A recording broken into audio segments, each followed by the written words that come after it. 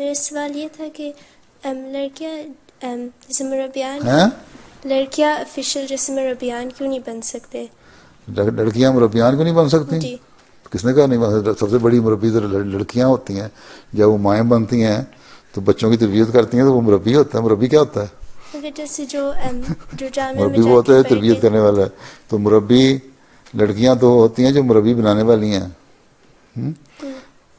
عورتیں ہوتی ہیں اس کے بعد ان کے بچے ہوتے ہیں تو ان کی صحیح تربیت کرتی ہیں, مربی بناتی ہیں. باقی یہ ہے کہ فی الحال ہمارے پاس ایسا کوئی ابھی جامعات جو ہیں لڑکوں کے لیے بھی پورے نہیں ہوتے, اس لیے دینی تعلیم دی جائے. وہی سوال جو اس نے عائشہ اکیڈمی والی بات کی ہے, کبھی وقت ہوگا تو یہاں بھی اسکول اور کالج ایسے اسکول کھل جائیں گے, ایسے انسٹیٹیوشن ایسے کھل جائیں گے جس میں لڑکیوں کو بھی دینی تربیت دی جائے گی, پڑھایا جائے گا. لیکن فی الحال ابھی تو لڑکوں کا بھی پورا نہیں ہو رہا مقصد جو زیادہ دور تک جا کے علیحدہ کام کر سکتے ہیں. ٹھیک ہے, بننے میں تو کوئی نہیں. ویسے تو بنیادی تو مربی ہے ہی عورت, میں سمجھتا ہوں.